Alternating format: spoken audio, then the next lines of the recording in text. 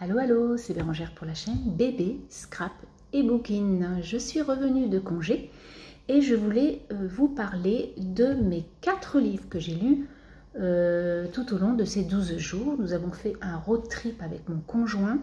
Nous sommes montés donc aux Pays-Bas en traversant la Belgique qui est très belle. Et du coup, nous sommes redescendus et j'ai donc, sur ces 3100 km, lu, puisque j'ai la chance de pouvoir lire en voiture. Et sachez que la première étape est en Reims. On s'est arrêté à Reims pour notre première étape. Et Bordeaux-Reims, c'est 720 km à peu près. Donc, j'ai eu le temps de bien lire. Et puis le soir, tout ça, je vous ai raconté dans une autre vidéo. Mais franchement, j'ai eu vraiment beaucoup de temps pour moi. Et ça m'a fait du bien. Donc du coup, j'ai lu tout d'abord « Tout le monde ne raffole pas des brocolis », un livre qui m'a été offert par ma fille. Elle a acheté ça chez Cultura au rayon Occasion. Et du coup, je l'avais mis un peu de côté. Je me suis dit, bon, ça va être, c'est un petit clin d'œil pour maman sur le végétarisme, mais pas du tout en fait. Et j'ai adoré cette lecture. J'ai vraiment, et je lui ai même dit, lis-le, c'est très très sympa et en plus, ça va vraiment t'intéresser. Donc, juste en aparté, j'ai mis donc la cathédrale de Reims, j'avais acheté à Reims un petit marque-page sur cette jolie ville. Et du coup, ce n'est pas un mythe, hein, c'est vraiment une très très jolie cathédrale où, alors pas 100% des rois ont été sacrés dans cette église, mais beaucoup de rois ont été sacrés dans cette église. Donc voilà, une très très belle cathédrale avec beaucoup de choses à voir. Alors revenons à notre livre. J'ai aimé donc ce bouquin qui parlait beaucoup d'écologie. Donc en fait, le petit message qu'il nous donne, c'est que si tout le monde se met à faire des petits pas, eh bien ça peut être un énorme pas pour la planète. Voilà de quoi parle ce livre, tout en étant drôle. Voilà, il y a beaucoup de choses drôles parce que en fait, on va suivre 3 personnages qui sont un petit peu différents, surtout une qui est complètement différente puisque c'est une femme d'une 50aine d'années qui vit comme elle a toujours vécu, qui ne se remet pas en question et qui fait n'importe quoi. Voilà, elle ne fait pas du tout attention à ce qu'elle mange, elle ne fait pas du tout attention à ce qu'elle jette, elle fait pas du tout, elle s'en fout, elle jette n'importe où, n'importe quoi.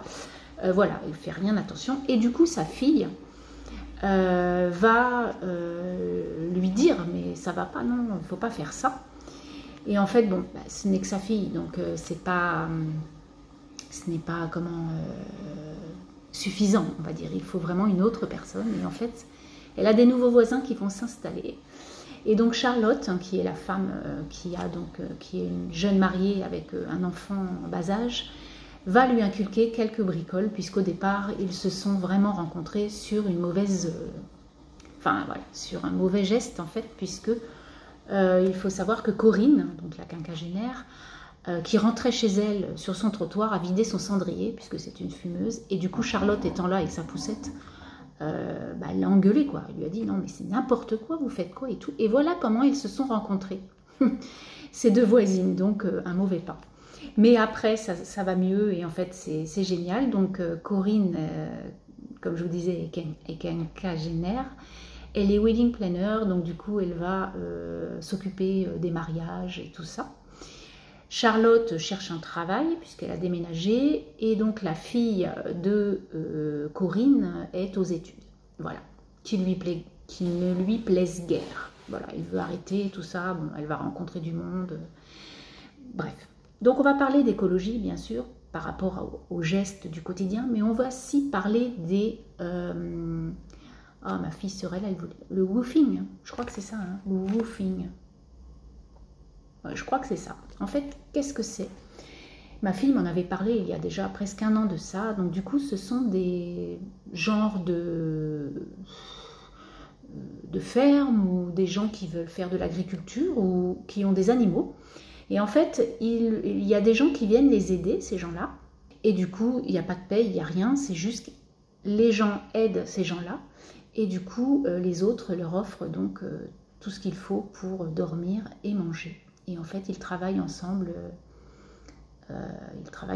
Et je trouve ça génial. Et je crois que dans le livre Tout le ciel bleu, de... Ah, j'ai un trou. Pourtant, Mélissa d'Acosta, que tout le monde parle sur les réseaux, puisque c'est un chouette livre, moi j'ai adoré ce livre. On parle de ce genre de choses aussi. Et voilà. Donc, puisque Émile et, je ne me rappelle plus comment elle s'appelle elle, vont faire ça par un moment donné dans leur étape. Bref. Du coup, j'ai bien aimé ce livre, qui finit bien, naturellement. Hein, c'est des petites... Alors, il n'y a pas de romance de ouf, mais il y en a quand même. Et je trouve que c'est vraiment la vie d'aujourd'hui. Et moi, ça m'a beaucoup parlé. J'ai appris des choses sur le woofing, j'ai appris des choses sur l'écologie, qui n'est pas non plus... voilà, c'est rentré dans mon cerveau. Donc, moi, je suis quelqu'un qui fait quand même attention. J'ai des gestes quotidiens qui font que...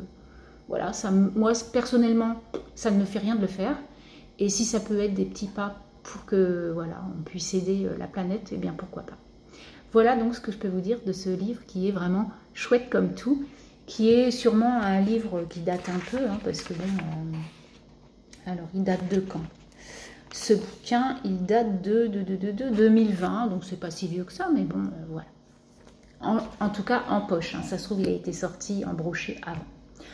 Ensuite, j'ai lu le deuxième tome de Le Café. Donc le premier, c'était, je sais plus, si je crois qu'il est là. Le premier, c'est Tant que le café est encore chaud. Et donc le deuxième, c'est mon fils qui me l'a offert. Donc c'est Le Café du temps retrouvé de Toshikazu Kawaguchi. Donc un japonais qui est sorti en livre de poche. Et comme on met là, la magie continue. Donc en fait, on va se retrouver une deuxième fois dans ce petit café où je vous avais parlé il y a quelques mois par rapport au premier tome. En fait, dans ce café, il y a une place bien précise où on peut revivre quelque chose du passé. Ça nous amène donc dans notre passé. Peut-être y voir quelqu'un de défunt ou quelque chose qui ne nous a pas plu, comprendre quelque chose que l'on ne connaît pas et qu'on voudrait comprendre aujourd'hui. Pourquoi pas?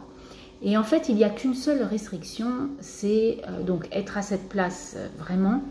Et surtout, on est dans le passé tant que le café est chaud. Dès qu'il refroidit, il faut avoir bu son café et repartir dans le café parce que sinon, eh bien, on reste dans son temps, quoi. Donc non, il faut vraiment, c'est les seules conditions qu'on va pallier. Donc j'ai aimé encore, il y a 4 histoires encore dans ce bouquin, de très jolies histoires puisque c'est des histoires de vie où l'on va rencontrer des jeunes amoureux, des gens de la même famille, des amis. Pourquoi? Voilà, tant de questionnements aujourd'hui qui en arrière peut-être réussiront-ils à trouver réconfort en fait pour leurs prochaines années à vivre, parce que des fois on se tortue de choses qui s'est passées, on se dit mais en fait j'ai pas compris pourquoi, ça nous arrive tous, hein. Pourquoi je me suis disputée avec cette personne, qu'est-ce qui a fait que... Parce que des fois, il y a des non-dits aussi, des choses que l'on ne sait pas et qu'on ne comprend pas. Et du coup, voilà comment les gens en ressortent guéris, entre guillemets, ou en tout cas, ils ont compris, compris leur erreur, ou surtout, ils ont été voir quelqu'un qui est décédé, qu'ils avaient trop envie de revoir. Donc, j'ai aimé ce deuxième tome. Et le troisième tome, je ne savais pas qu'il y avait un troisième. Ça s'appelle Le Café où vivent les souvenirs. Voilà. Alors là, il est en Albin Michel. Je ne sais pas du tout s'il est sorti en poche, ce livre-là. Je ne sais pas. Donc, je verrai, parce que moi, je l'achèterai bien sûr en poche, puisque les 2 premiers sont dans ce format-là. Et à l'intérieur, j'y ai mis donc un marque-page que m'avait offert mon fils il y a très longtemps, quand il avait été en Égypte, quand il était jeune, il est parti en Égypte avec une amie à moi. Et du coup, il m'avait ramené ce marque-page que j'ai retrouvé. Et du coup, je le mets là, puisqu'il m'a offert ce livre. J'y mets le marque-page qui va bien avec. Ensuite, j'ai lu Le Magasin des jouets cassés, un 3e livre poche. Je n'avais amené que des poches, hein, puisque c'est beaucoup plus facile dans les valises. Donc, que l'on m'a offert aussi, Bulle de vie, vous pouvez la retrouver sur les réseaux sociaux, idée à lire sur Instagram. Et du coup, elle m'avait offert le magasin des jouets cassés. Elle me l'a envoyé comme ça. J'étais trop contente puisque j'avais lu. Donc, Julien Rampin, cet auteur, a écrit 3 bouquins. Et j'avais lu l'année dernière le 3e livre qui est La chanteuse de bal, que j'avais beaucoup aimé. Vu la fin, les retournements de situation, j'avais vraiment beaucoup aimé. Je me suis dit, je vais lire ces 2 autres livres. Et Virginie m'a offert le magasin des jouets cassés qui est lui son 2e livre. Donc il me reste son premier qui est Grandir de soi. Enfin je ne sais plus trop, je vais le lire bien sûr. Donc pareil, dans ce livre, elle m'avait offert avec ce livre un joli marque-page. This moment, here and now, this happened, the story, I like it. Ma pause lecture. Avec derrière un très joli tamponnage papillon aquarellé avec des encres, des fleurs. Il est très très beau. J'ai adoré ce marque-page qui donc va rester dans ce livre. Donc là, on va être à Paris avec une jeune femme qui a un petit garçon de 6 ans qui vont déménager, qui vont arriver dans une petite... un petit immeuble, mais un tout petit immeuble, hein, il n'y a pas beaucoup d'appartements. Et du coup, elle va y être, mais surtout avec des gens d'un certain âge. Et donc, en fait, ils vont se découvrir, ces gens. Et donc, il va y avoir vraiment des amitiés de différentes générations. Et ça, j'ai beaucoup aimé ce moment-là. On a un Paul-Henri qui a 60 et quelques années, qui va beaucoup aimer un petit garçon de 6 ans. Ils vont beaucoup s'apprécier tous les deux. Et j'ai aimé ces différences d'âge avec ces amitiés. Vraiment, c'était sympa. Et en fait, il faut savoir que les personnages de ce livre que l'on nous livre tout au départ vont être unis par une histoire, mais on le saura bien plus loin. Et en fait, j'ai trouvé le début de cette histoire très longue. C'était long. Mais après, tout se recadre en fait. Et j'ai beaucoup aimé la fin de l'histoire. Et pourquoi ils sont unis, dans quel but. La jeune femme a un papa qui n'est plus là. Elle a une maman avec un beau-père qu'elle considère comme son père. Voilà, elle a été mariée, elle est en plein divorce. Elle a son fils. Elle est dans un petit appartement parisien, elle veut retrouver du boulot. Voilà, je ne voyais pas les liens entre une femme, Martine, qui est quelqu'un de très antipathique, qui est cachée, qui écoute aux portes, qui regarde ce que font les voisins. Et puis un homme charmant qui aime les réseaux sociaux, il aime beaucoup la lecture, c'est une passion pour lui, Paul-Henri. Et donc il vit sa vie tranquillou de Parisien, il va se promener dans son quartier, prendre un bouquin, lire. Et j'ai aimé ce personnage, vraiment c'est lui qui m'a le plus touché des personnages. Et en fait à la fin de ce livre, quelques pages avant la fin, on va dire même pas une vingtaine avant, je ne sais plus trop, on va découvrir un deuxième, chronologiquement on va être en 2050 à peu près, enfin on va être beaucoup plus loin dans l'histoire, puisqu'on va être avec un Léon qui avait 6 ans au début, qui va avoir plus de 30 ans. Et voilà, on va connaître la vie des autres locataires ou propriétaires de cet immeuble. Pourquoi lui, Léon, va tout comprendre et voilà, il va devenir un auteur en fait de bouquins. Paul-Henri va sûrement y avoir donné envie d'écrire ces histoires. Et j'ai vraiment beaucoup aimé les retournements de situation. Je me suis dit, ah ouais quand même. Et voilà. C'est une très belle, un feel good sympa. Voilà, j'ai beaucoup aimé ce livre. Beaucoup peut-être pas, mais bien aimé ce livre. Et enfin, le dernier livre de mes vacances va être People We Meet on Vacation. Ça, c'est un livre que je me suis acheté il n'y a pas longtemps. Parce qu'en fait, sur les réseaux, on parle beaucoup d'Emily Henry. Et je voulais connaître un peu la plume de cet auteur. Donc aux éditions Hauteville, mais toujours au format poche, puisque je voulais comme je vous disais, emmener que des poches.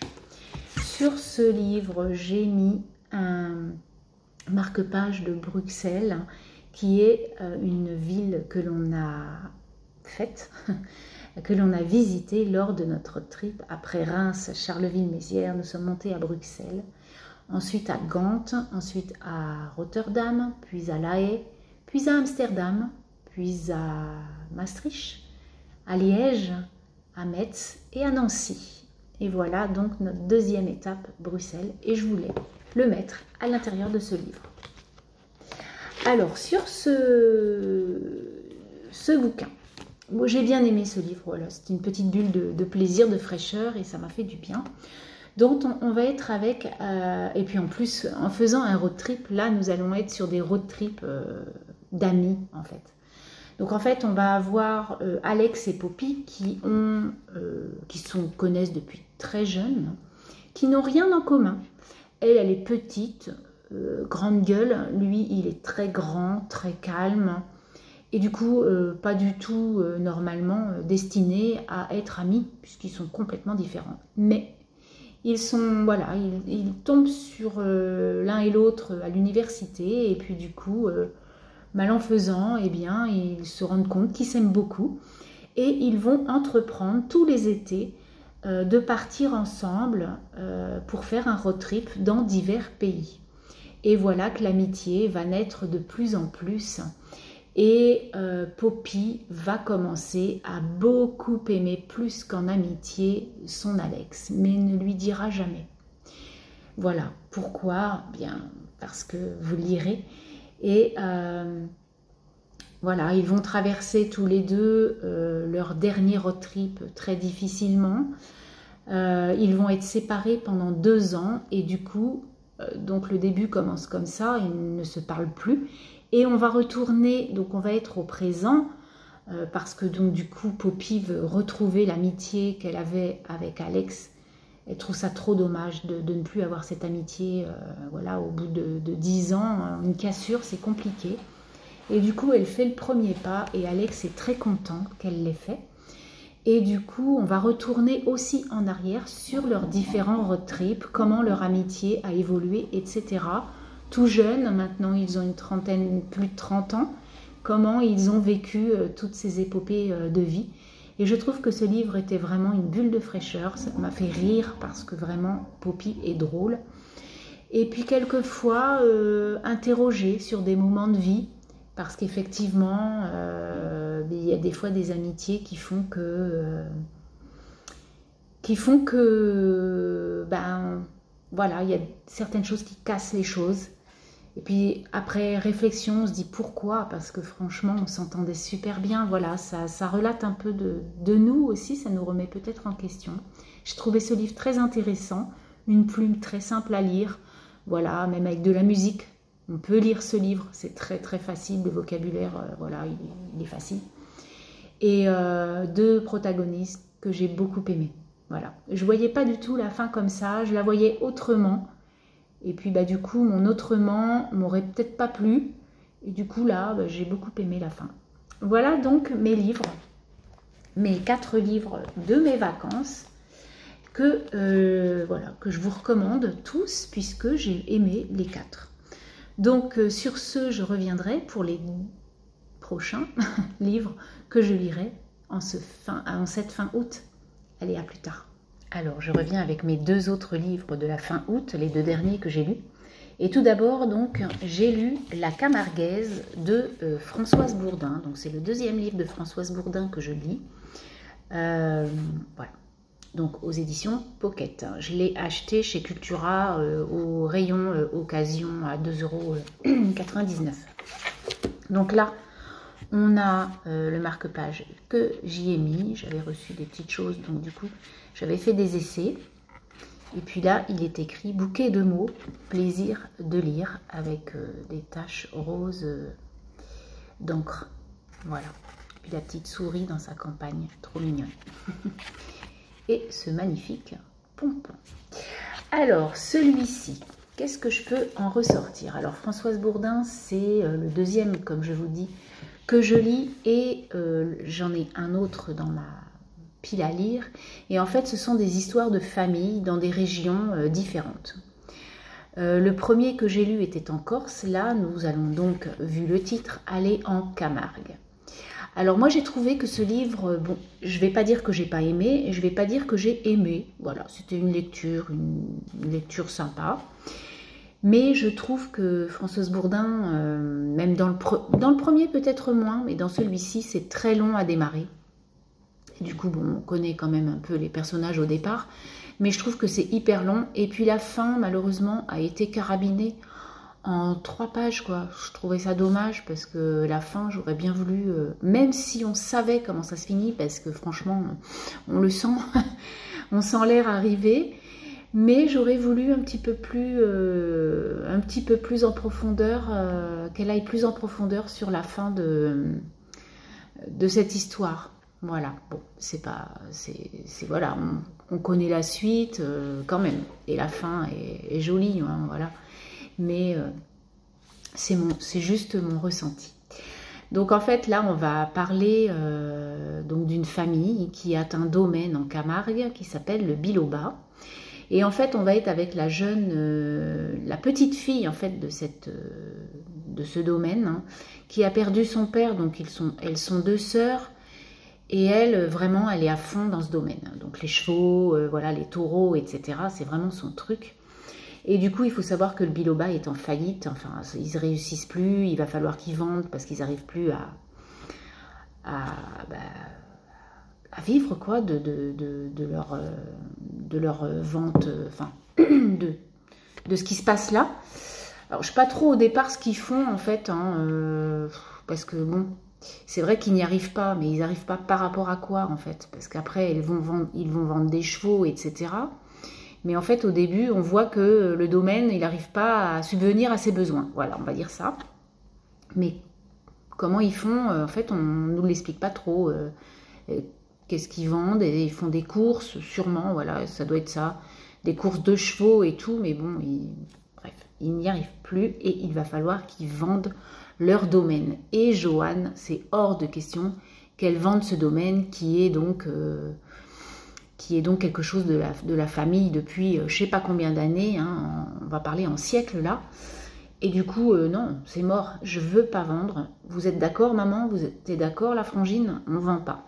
Bref, mais il va quand même falloir trouver une solution pour trouver de l'argent. Parce que son grand-père est décédé, c'est lui qui tenait les rênes, et il a bien caché que ce domaine était au bord de la faillite à ses petits-enfants. Bref, donc Joanne va se débrouiller pour ne pas vendre, mais ça va être compliqué. Et en fait, bon, il n'y a rien de secret, c'est écrit sur la 4e de couverture.